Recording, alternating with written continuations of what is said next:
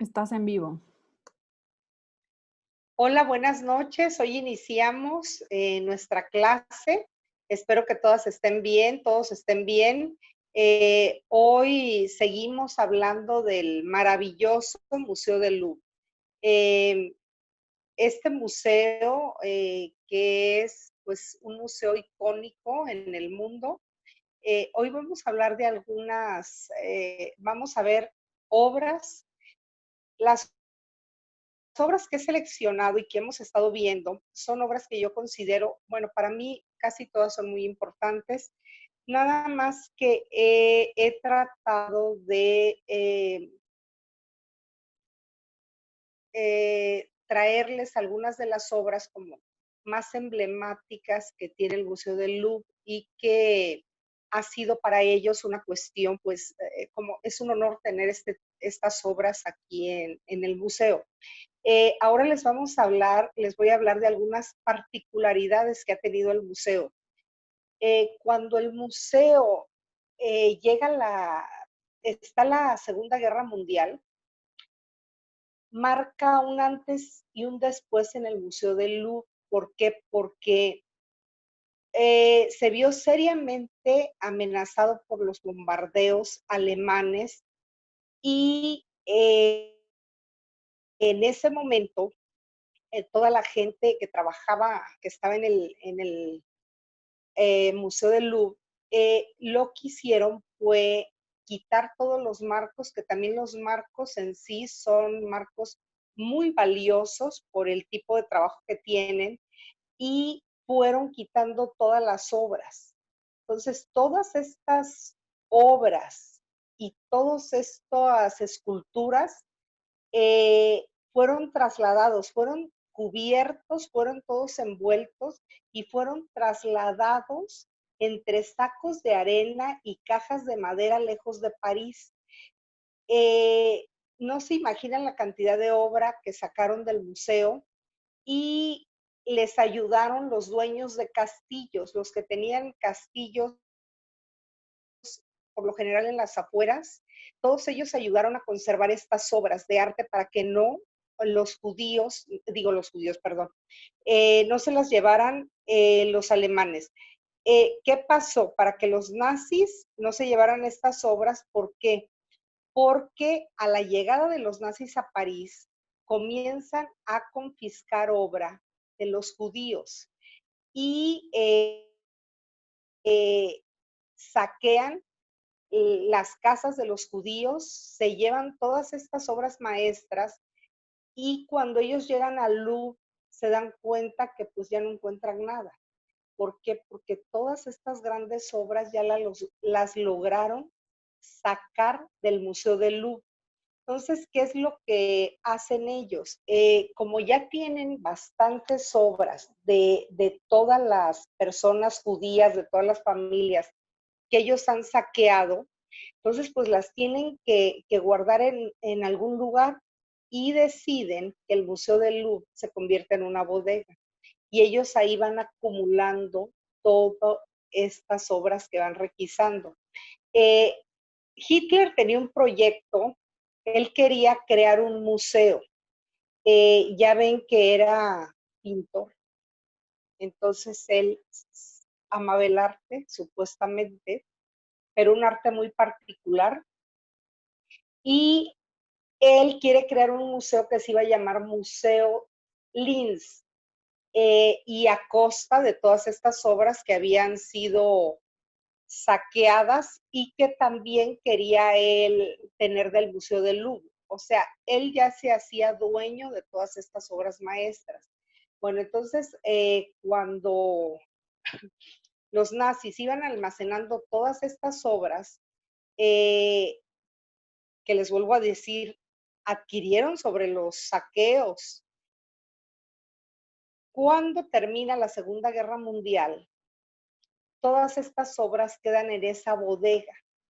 Entonces, estas obras se tenían que restituir a sus dueños y permanecieron en el museo bajo custodia del gobierno francés a la espera de ser reclamadas, pues obviamente no se sabía quiénes habían sobrevivido de la familia y qué obras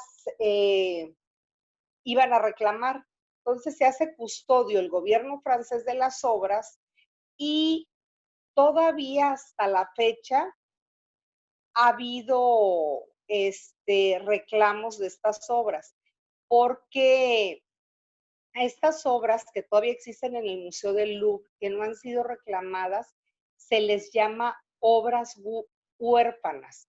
O sea, son obras que todavía están, pues siempre ya ven que algún familiar luego que sobrevive encuentra algún testamento, encuentra algo y ahí saben ellos que heredaron esta obra y la reclaman. Ha habido muchos casos así alrededor del mundo que han reclamado estas obras de arte y por lo general los gobiernos las han restituido a sus dueños originales. Bueno, también, como sabemos, el Museo del Louvre alberga pues una de las obras más conocidas que hay en el museo, que es el cuadro de la Gioconda o la Mona Lisa, como le quieran llamar, y esta obra tiene un lugar privilegiado en el museo. Es más, la sala donde está el museo se llama la Sala de la Gioconda. Pero la Gioconda no siempre ocupó este lugar tan privilegiado que hoy conocemos y que ya ven que hacen filas interminables para ver esta obra. Bueno, en el año 1530 ocupó el cuarto de baño de Francisco I de Francia. Y no fue hasta que estalló la Revolución Francesa en 1789 que el Louvre, recuerden que el Louvre fue castillo, luego lo convirtieron en museo y esa vez fue después de la Revolución cuando lo vuelven museo, cuando esta obra se exhibe por primera vez. Posteriormente, cuando llega Napoleón Bonaparte al poder y fue coronado emperador de Francia en el año 1804, él solicitó que esta obra fuese colgada en sus aposentos privados, el Palacio de las Tuilerías, hasta que tras su reinado fue devuelta al Louvre. Napoleón Bonaparte también se decía gran amante del arte y también hizo traer a un pintor muy famoso para que le decorara todo el techo de su habitación con una alegoría mitológica. Entonces, él quería ver a la Mona Lisa cada que se levantara.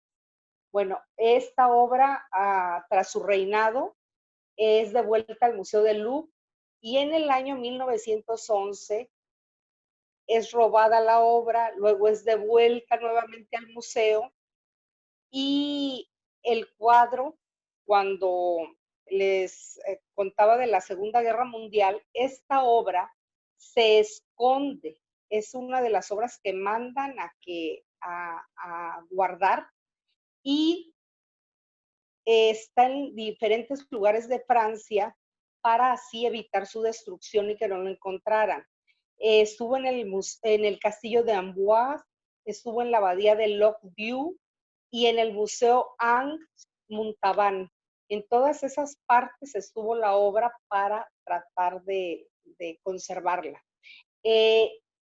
Recuerden que esta obra pues ha tenido un camino no tan fácil y actualmente está protegida por un cristal que es antibalas, un cristal que tiene, no sé, un grueso. La verdad, la obra no es muy grande y sí, entre tanta gente que hay en el museo, no alcanza uno a ver en su totalidad la obra, ¿no? Tiene uno que estar como muy pendiente de cuando la gente camina para tratar de ver la obra. Eh, También muy controversial fue la construcción de la pirámide que se encuentra afuera y que permite, es como una puerta de acceso al museo. Esta enorme pirámide ya se ha convertido en un icono del museo y creo que es de lo más fotografiado también en el mundo. Fue de un arquitecto chino, Ming Pei, y cuando él hizo este proyecto no fue muy bien acogido por los parisinos. Sin embargo, a tantos años de que fue inaugurada esta pirámide, es uno de los diseños arquitectónicos más admirados por los visitantes. La pirámide de Louvre tiene 21 metros de alto y 34 metros de ancho y está fabricada en una estructura de aluminio que sostiene un total de 666 paneles de vidrio transparente. 603 de ellos son rombos y 63 son triángulos. Además, tiene exactamente la misma inclinación que las pirámides de Egipto, 51 grados. O sea, también en estas obras que les he estado mostrando del Museo del Louvre, les he estado mostrando diferentes colecciones. Este museo se compone de diferentes colecciones. El museo en sí alberga un total de 35,000 obras. Estas obras se encuentran distribuidas en 18 colecciones. Las 18 colecciones, para cuando ustedes vayan al museo, de las obras que ya les he enseñado, pues está la de antigüedades, está la arqueológica, está la de artes decorativas, el arte islámico, artes gráficas, joyería, mobiliario, objetos artísticos, pintura, escultura, obras del Renacimiento, del manierismo, del barroco, del neoclasicismo, del romanticismo, del realismo, del impresionismo, del simbolismo. Entonces es un museo muy completo que tiene una cantidad de obras tan importantes que realmente hay que llevar paciencia para trazar y tratar de hacer nuestro recorrido por estas obras que nos resulte muy satisfactorio y que realmente veamos obras de mucha calidad. Bueno, cuando la monarquía traslada su residencia al Palacio de Versalles, el Palacio del Louvre queda completamente abandonado, casi en ruinas, y en tal estado de decadencia que se trató de demolerlo, pero cuando llega Napoleón, él hace que lo reconstruya. Entonces, realmente la transformación del Louvre y cuando abre sus puertas ya como museo es el 10 de agosto de 1793, con algo más de 500 obras artísticas pertenecientes a la nobleza. O sea, todos donaron algo de su acervo para enriquecer este museo. El museo no siempre ha sido conocido con este nombre. Ya en otra clase les hablé cuál se cree que es el origen del nombre, porque no se ponen como muy de acuerdo los lingüistas en cuál es realmente el origen. Pero bueno, eh, cuando llega Napoleón al poder, pues Napoleón, él se nombra emperador y él quiere que el museo se llame Museo de Napoleón. Y también el ejército de Napoleón había requisado varias obras durante las revueltas.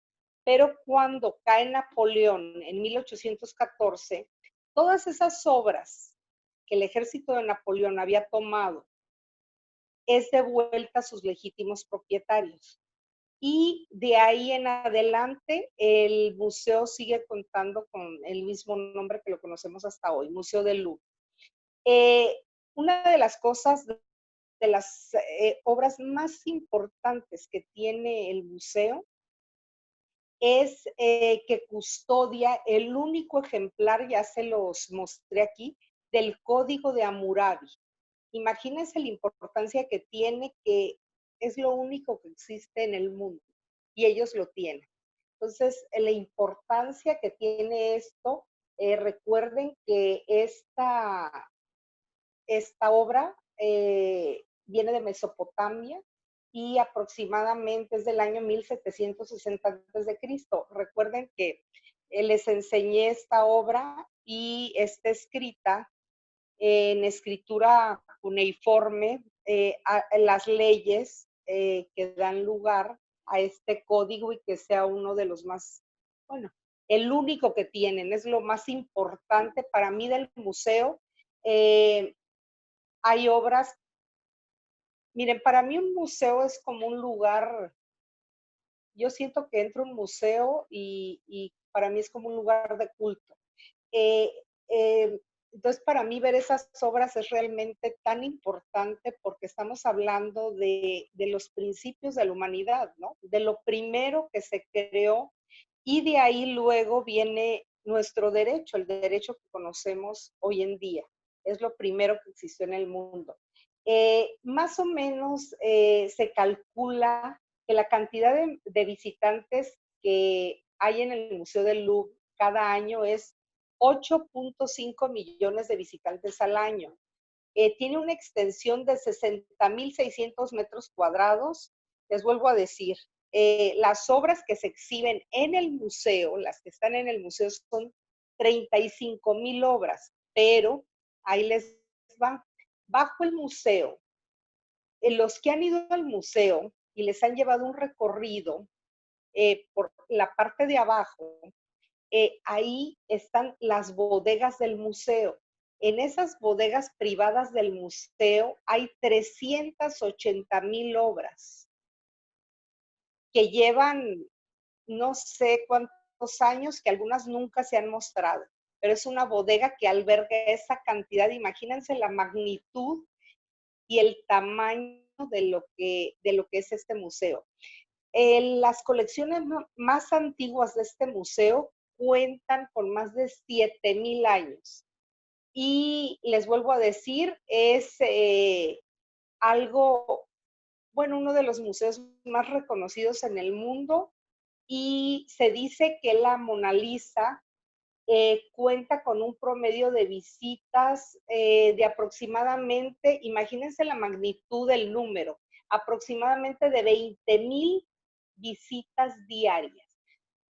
Esperemos volver a eso no muy pronto, digo muy pronto, ¿no? Bueno, el museo, les vuelvo a decir, es muy importante. Ya les hablé que el museo tiene dos sucursales, una en Lens y la otra se localiza en Abu Dhabi.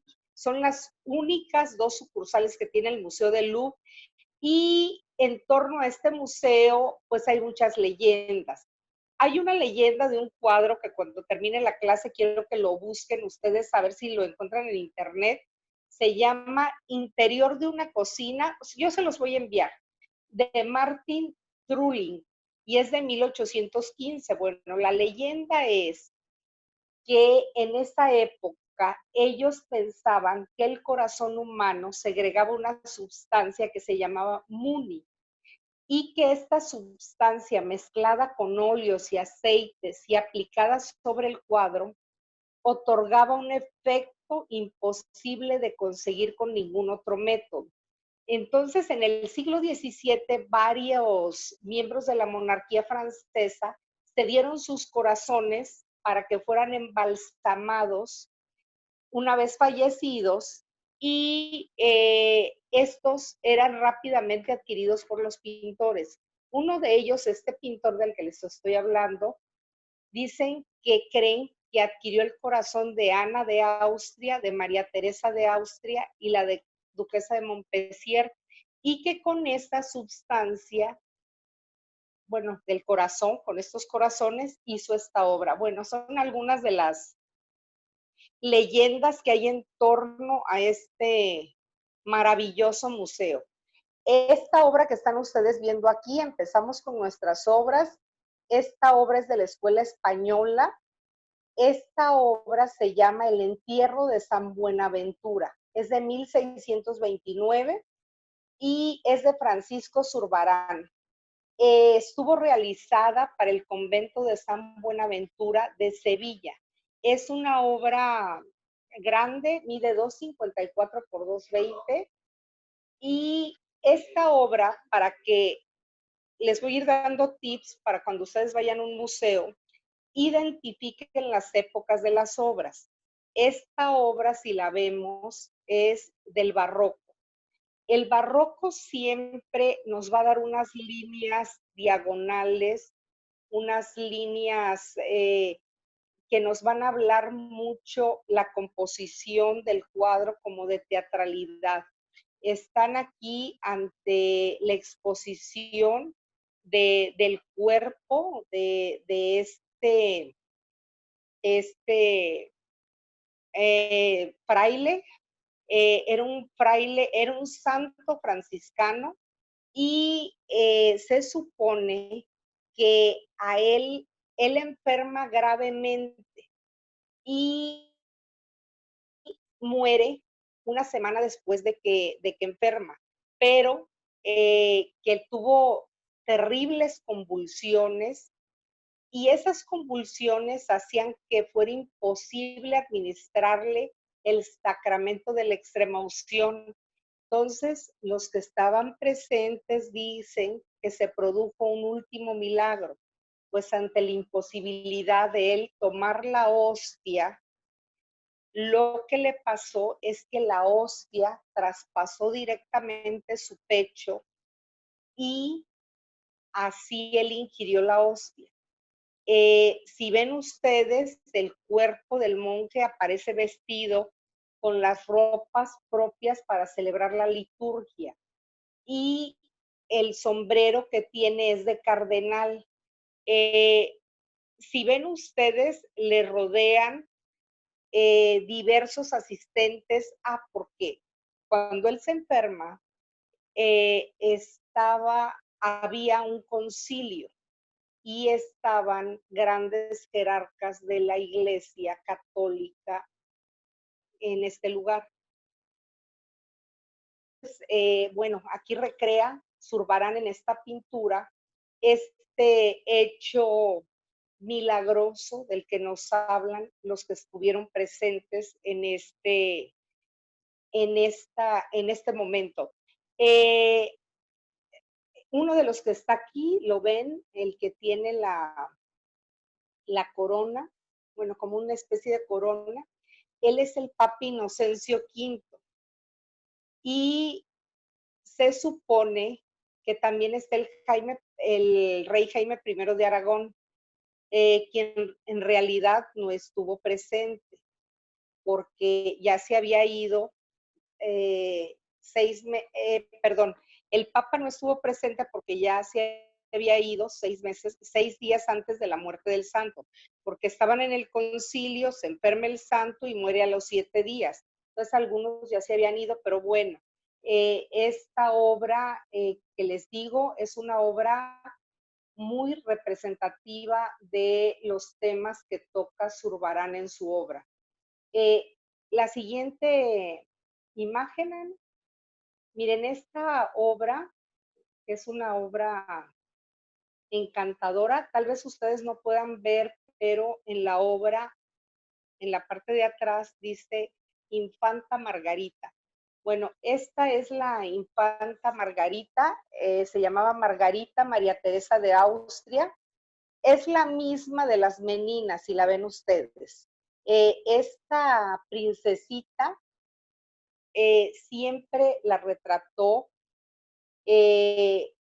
Velázquez en diferentes etapas de su vida. ¿Por qué la retrató? Porque él, acuérdense que llegó a ser un pintor de la corte y la mamá de ella, Mariana de Austria, bueno, hablan ahí que tuvo algo que ver con el pintor. Bueno, es algo que se dice, no se sabe a ciencia cierta. Bueno, ella nace en Madrid, esta princesita, y su padre era el rey Felipe IV de España con su segunda esposa Mariana de Austria. Esta princesita, aunque la ven de este tamañito tan pequeñita y con una cara, si la ven, no está como muy feliz la niña. Imagínense para un niño lo que era posar para un artista con estas vestimentas tan pesadas. La niña tiene corset, imagínense lo que eso significaba. Bueno, como muchas otras niñas de la realeza en esta época, esta niñita ya está prometida en matrimonio. ¿Por qué? Porque al ser ella una infanta, pues su matrimonio se convierte en un asunto de Estado y la prometen a los 10 años a su tío, que era hermano de su mamá, que era el emperador Leopoldo I de Austria. Ella muere muy joven, a los 21 años, a las secuelas que le dejó su cuarto parto. Imagínense la niñita eh, comprometida desde pequeña y rápido la casan, tiene los 4 hijos y muere. Eh, lo que hicieron las familias es que ellos pretendían un acercamiento entre estas dos ramas de las dinastías Habsburgo, la austriaca de Leopoldo I y la española de Felipe IV. Siempre en la realeza española era una tradición que casi siempre se casaran ellos con familiares de la Casa de Austria. Casi siempre, y todos, hay mucha endogamia en estas familias porque, les vuelvo a decir, eran dos ramas de diferentes países, pero todos estaban relacionados entre sí. Entonces, con esto ellos ponen fin con este matrimonio a la guerra de los 30 años en Europa. En, y pues sacrifican realmente a estas niñas tan pequeñas que ya desde chicas tienen ese compromiso, ¿no? Y sobre todo era muy atractivo casarse con esta niñita porque pues muchos pensaban que quien se casara con ella acabaría heredando todas las posesiones del rey de España, ¿no? Nuestra siguiente imagen.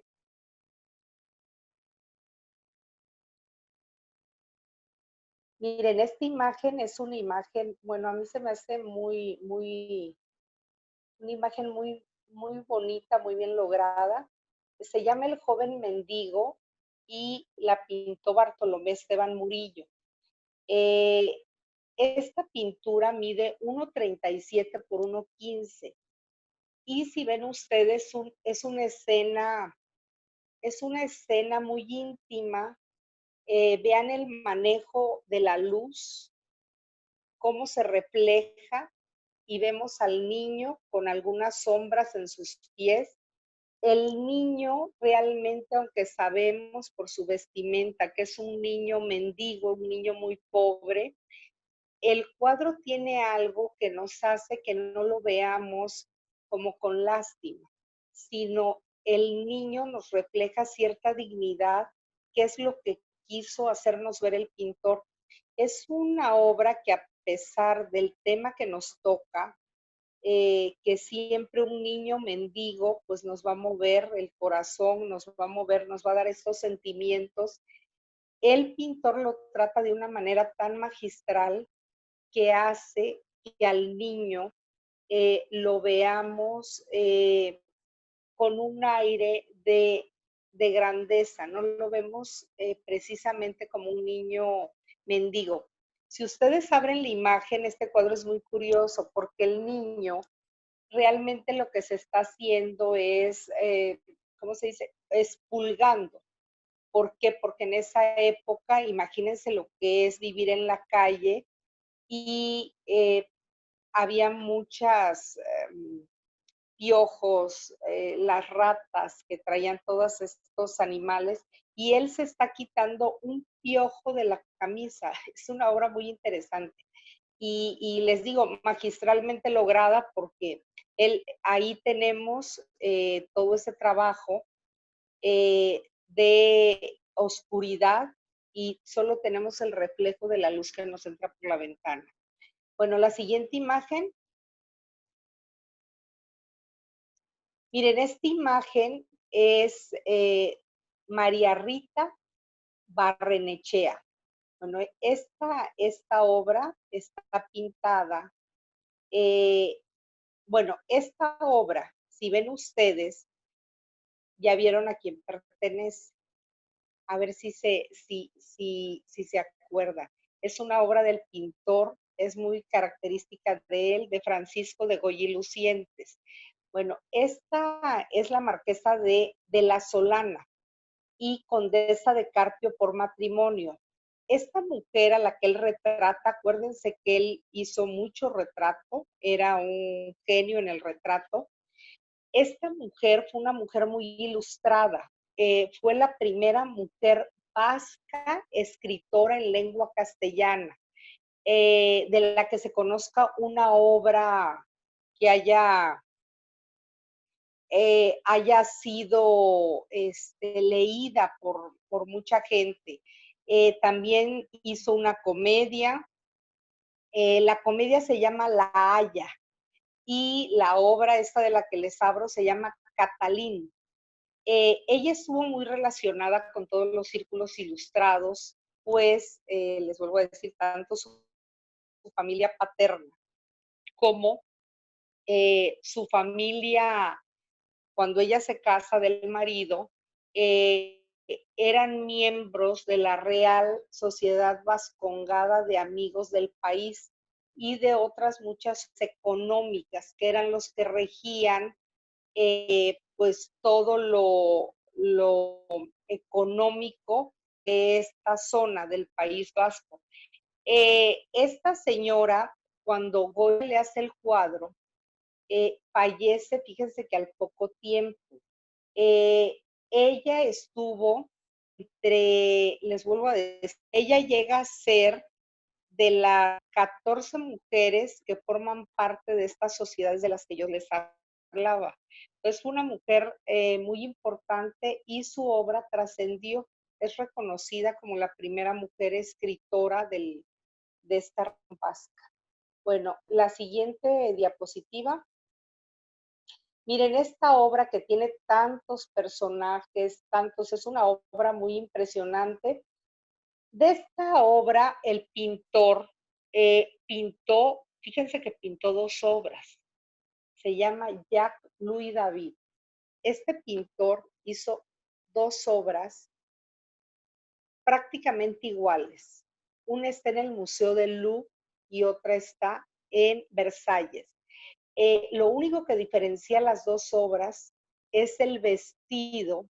Si ven ustedes, según yo como lo estoy viendo, al lado contrario de donde están coronando al emperador, hay una joven vestida de un tono rosa. Lo único que cambia con la otra obra, que es exactamente idéntica, es el color del vestido.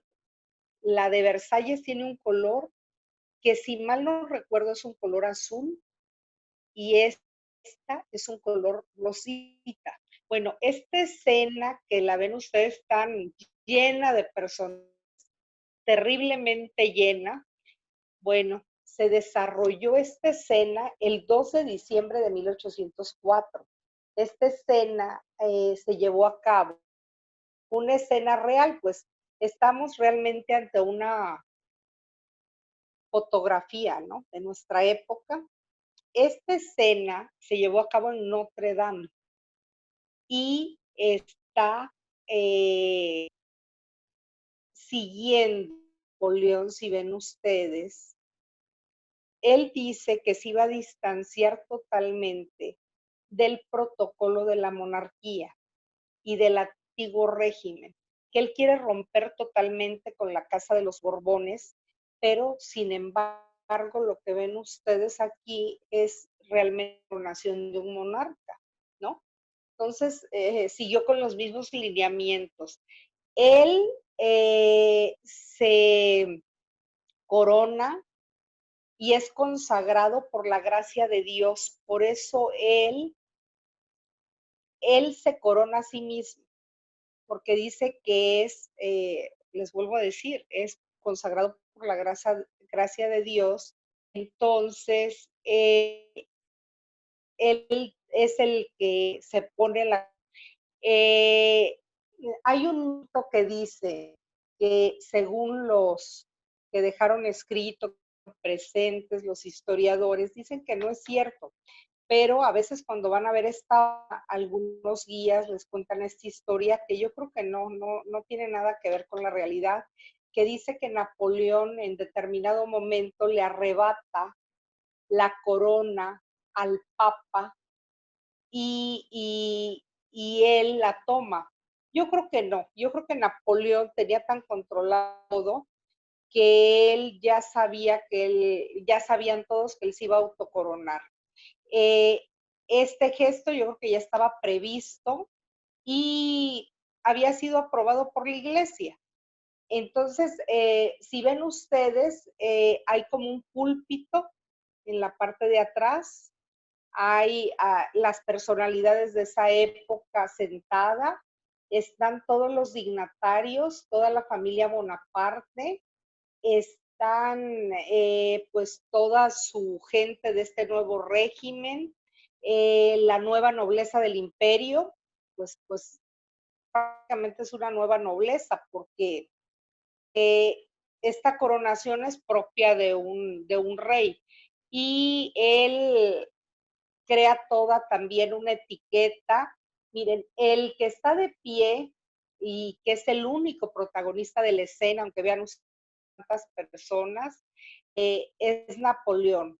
Los demás los podemos ver como espectadores pasivos. Está Josefina, su esposa, que es la que está arrodillada en posición de sumisión.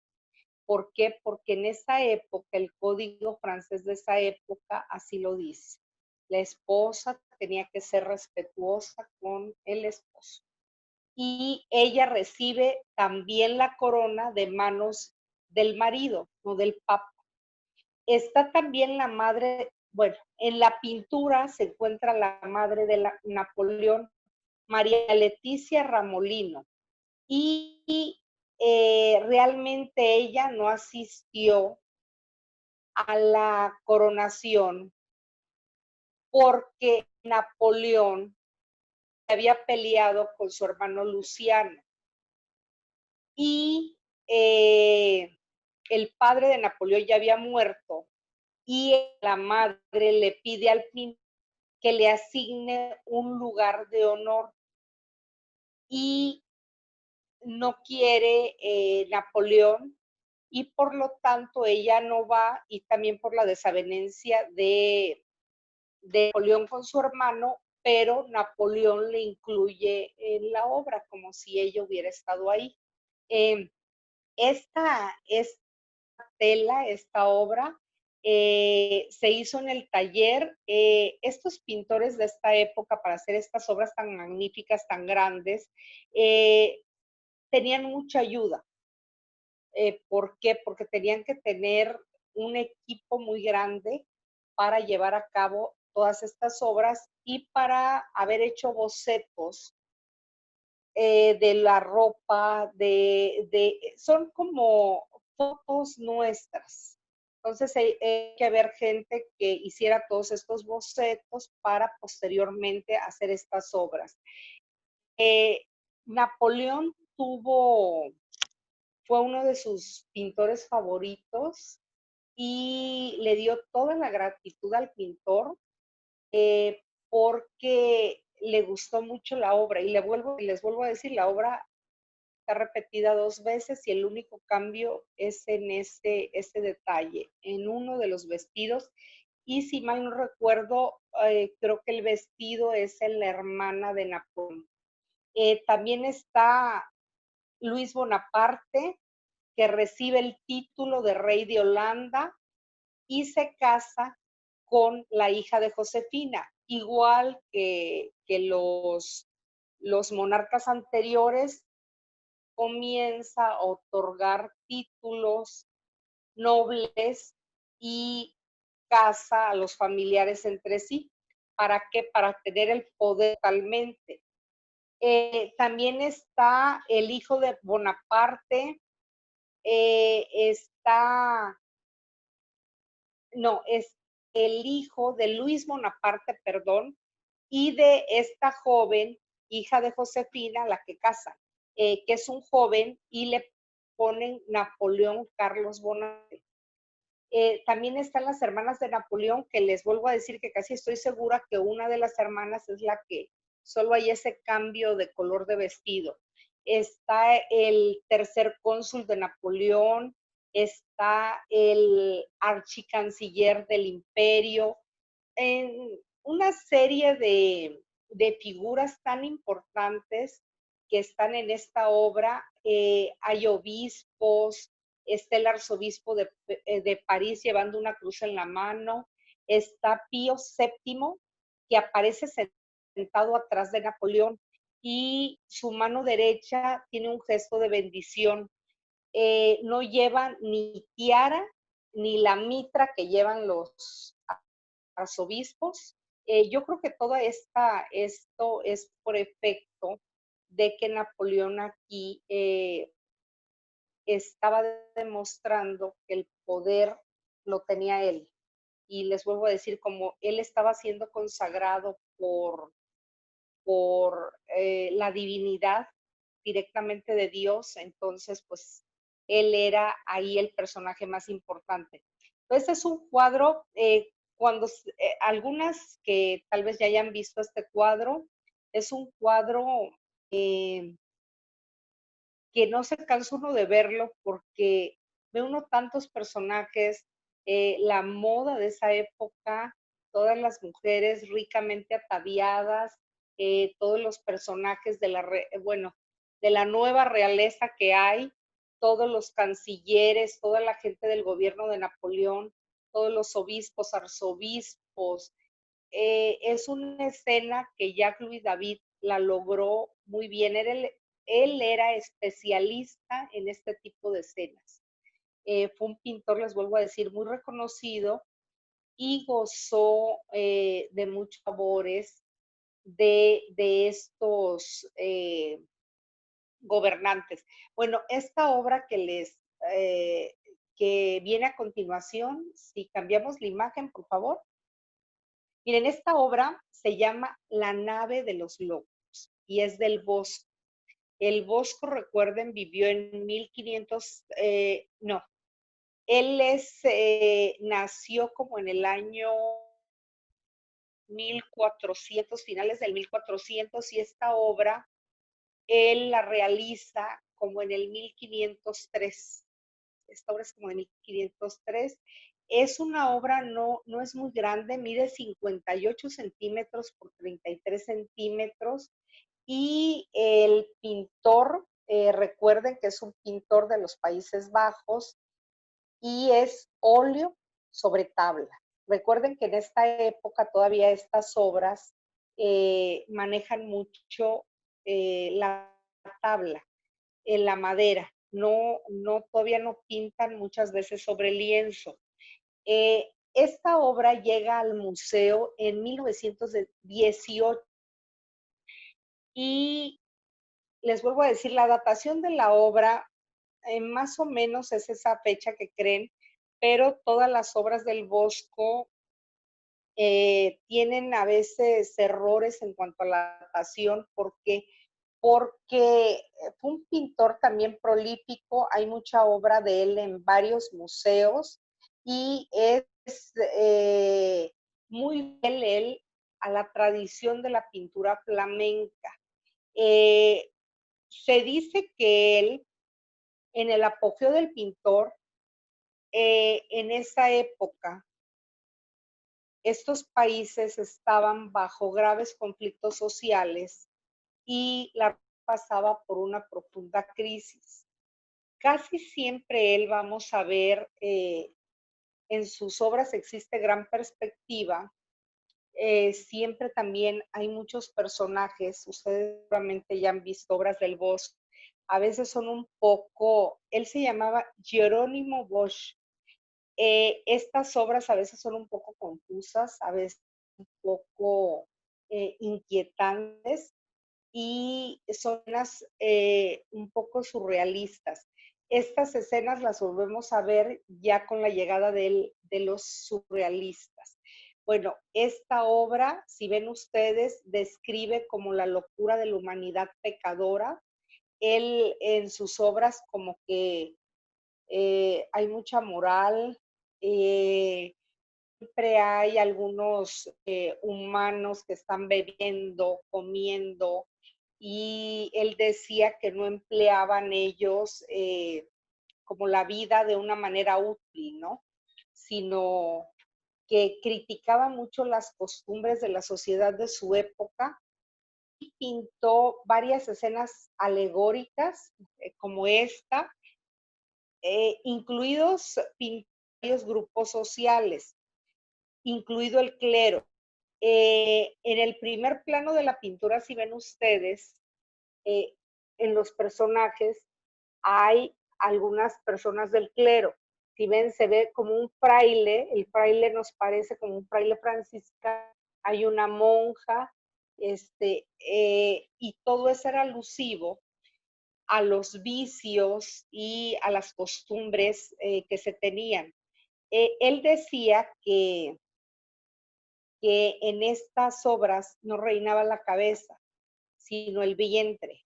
Y si la cabeza no reina es que estaban locos. Entonces hacía una serie de críticas sobre toda esta locura humana y esta obra es como muy tradicional en este plan desde el siglo XV. Les vuelvo a decir, un pintor que si ven ustedes sus obras, cantidad de elementos. Eh, las obras del Bosco, esta, si podemos ver, es una de las que tiene menos elementos, podríamos decir más sencillas, pero las obras del Bosco son como infinidad de pequeños cuadros en un cuadro más grande. Cada escena que vean ustedes pequeñita es como están viendo otro cuadro. Eh, Les vuelvo a decir, los protagonistas de esta obra son, que les decía, el monje franciscano, la monja. ¿Por qué? Porque están intentando comerse lo que cuelga de arriba, que es como un pernil de carne, ¿sí? Entonces están cantando, él asocia también esta vida monástica de estas órdenes mucho con la sexualidad, con cosas eróticas. También están tomando vino. Entonces, toda esta obra tiene un gran simbolismo, porque vean, está el mástil, bueno, donde está colgando esto hay como un mástil, y se puede ver una figura como de una lechuza o un búho. Si ven ustedes, hay una figurita ahí. Este búho simbolizaba la herejía. Hay otra parte donde hay una calavera que significa la muerte, hay otro que se ve como un demonio. Entonces, él puso, les vuelvo a decir, toda una simbología en esta obra. Los religiosos que tratan de estar comiendo en esta mesa, tienen un bol lleno de cerezas. La cereza en esta época tenía connotaciones eróticas. La gente que está en el agua, porque hay unos personajes, si ven ustedes, ellos están en una balsa y hay gente en el agua. Esto representa los pecados de la gula, de la lujuria. Y el embudo invertido en la parte izquierda simboliza la locura. Si ven ustedes, hay un embudo ahí. Y el ave asada simboliza la gula. Entonces, ¿qué hace el Bosco? El Bosco lo que hace es que denuncia los vicios que él va viendo en la época que él vive. Sobre todo, hay muchos personajes de clases sociales inferiores y para él el alcohol pues era un vicio que volvía a los hombres locos. Entonces, siempre sus obras, véanlas con detenimiento, porque les vuelvo a decir, hay tantos personajes que, que no sabemos ni qué ver. Y las obras, algunas de las más famosas, como El Jardín de las Delicias, que tiene tantas, no es una obra tan grande. Entonces, si ven todos los detalles que tiene, es como un poco alucinante la obra, ¿no? Posteriormente, los surrealistas van a retomar toda esta obra del Bosco y van a estar influenciados por las obras de este pintor tan famoso. Eh, Se supone que esta obra estaba formada por, se supone que era un tríptico, pero la obra se dividió. Entonces, hay una que está en la Galería Nacional de Washington y se cree que es una parte de bueno, no un tríptico, sino se supone que formaba parte de un retablo y tenía estas dos partes, eso es lo que se cree, y la otra está en Washington. Bueno, seguimos con la siguiente obra. Las del Bosco, por favor, véanlas con detenimiento porque son, sí son muy impresionantes y como muy, nos causan como un poco de conflicto. Bueno, esta obra, eh, bueno, ven esta obra, fíjense que es una obra que se refiere a un hecho que se encuentra en la Biblia, que es Lot y sus hijas. Primero, antes de que yo les diga cualquier cosa, observen ustedes la escena. Este es un pintor que se llama Lucas de Leyde y quiero que observen la escena. La escena aquí está un poco recortada. Aquí esta obra, como la vamos a dejar aquí grabada, tal vez se pueda abrir y quiero que la abran y observen. Miren, se supone que esta obra se debe, no sé si han leído ustedes alguna ese pasaje de la Biblia, porque ha sido un tema iconográfico muy recurrente eh, y se encuentra muy representado a partir del Renacimiento. Es una escena un tanto escabrosa porque ¿qué incluye esta escena? El incesto. Se supone que eh, ellos, esta familia, vive en la ciudad de Sodoma. Y recuerden que esta ciudad, debido a los pecados de sus habitantes, se le manda toda una serie de fenómenos que van a hacer que se destruya la ciudad. Entonces, esta familia, este pasaje está en el Génesis 19. Bueno, esta familia huye de Sodoma, de la ciudad, pero se les dice que no pueden voltear a ver que ya comienza a ser destruida la ciudad. La madre de ellas voltea y se convierte en estatua de sal. Y ellos llegan, aquí si ven ustedes, es un campamento y están viendo a una persona besando a una joven, mientras otra joven vierte vino.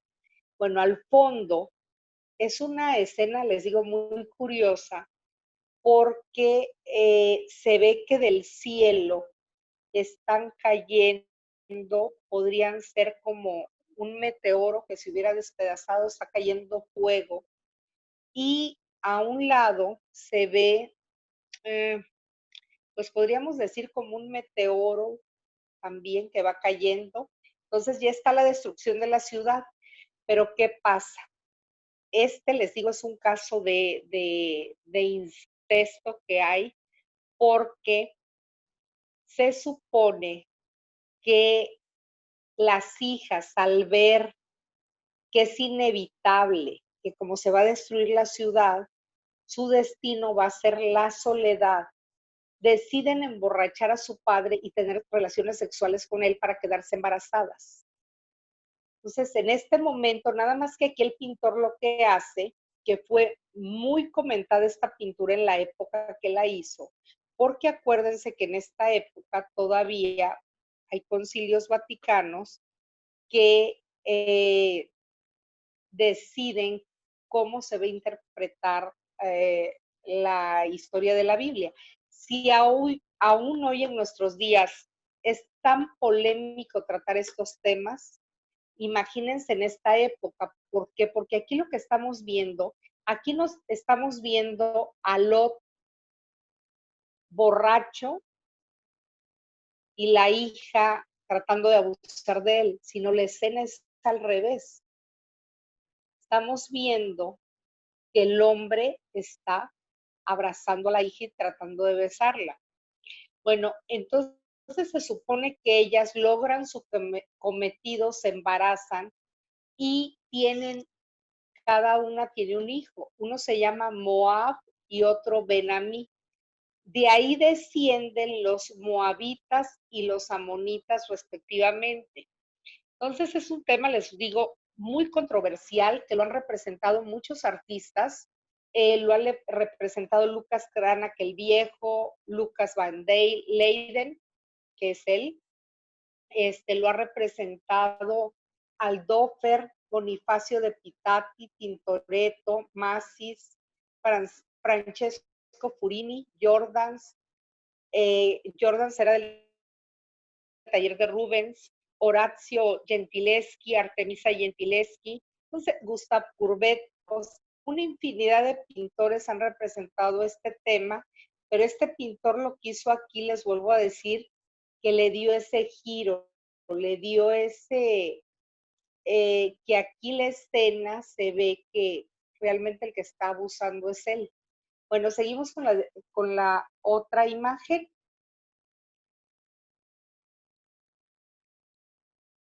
Miren, esta imagen es una imagen, bueno, a mí me gusta muchísimo porque es una imagen que a pesar de que la pintó en este año, más o menos 1628, es una imagen donde ya estamos viendo los rasgos de lo que posteriormente va a ser el impresionismo. Si se acercan ustedes a la pintura, realmente son como impresiones de color, manchas de color.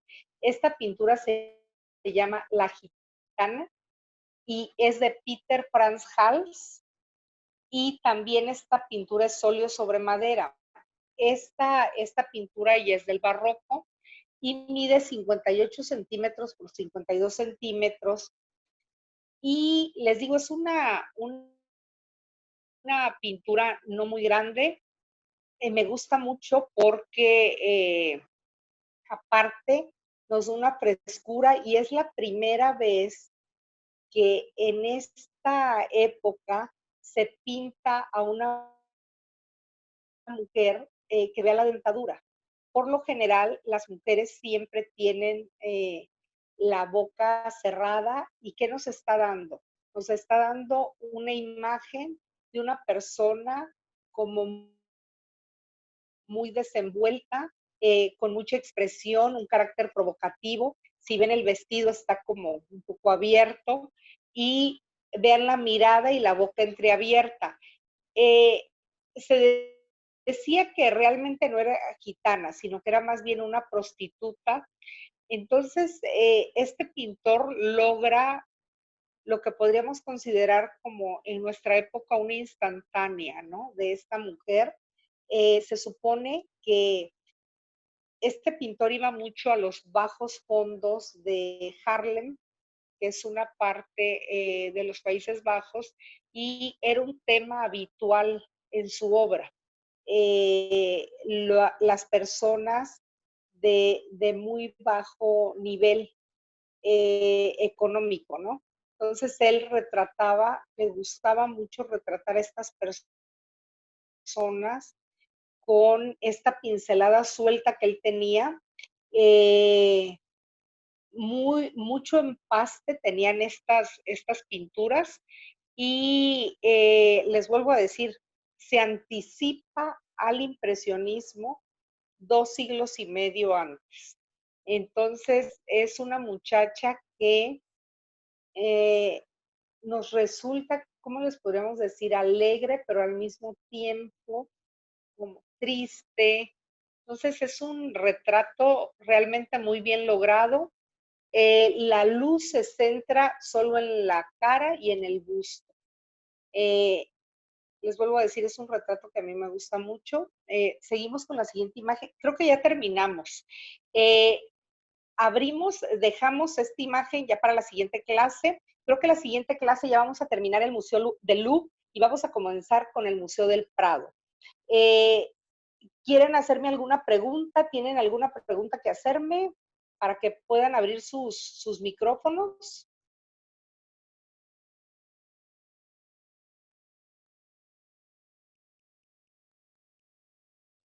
¿Alguna pregunta que alguien quiera hacer?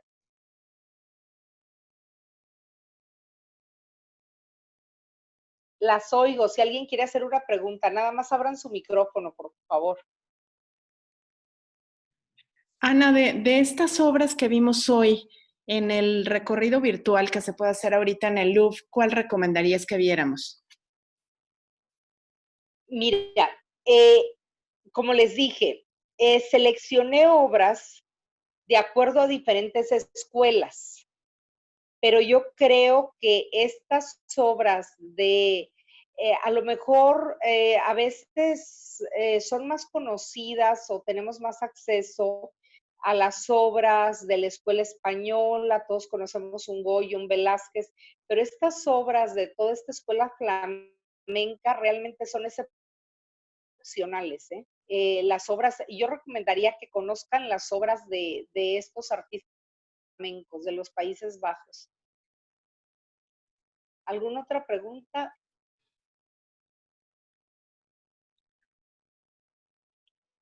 ¿Alguien más una pregunta?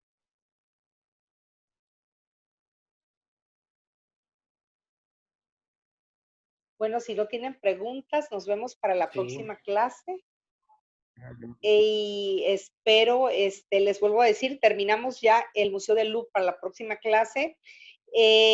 Tocamos, les quería yo hacer nada más un paréntesis. Cuando estuvimos aquí en el Louvre, como tienen una de las obras más importantes de Leonardo, tocamos algo, pero muy poco de la vida de Leonardo. ¿Por qué? No profundicé en Leonardo porque a Leonardo lo quiero dejar, como él es italiano, cuando nos toquen los museos de Florencia. Entonces, por eso ya no continué con Leonardo, porque eso lo vamos a tocar cuando nos toque todo Florencia y Roma y toda la península, ¿no? Italiana. Entonces, buenas noches, que descansen. Muchas gracias. Gracias. Gracias. Buenas noches. Buenas Gracias, noches. Ana. Bye.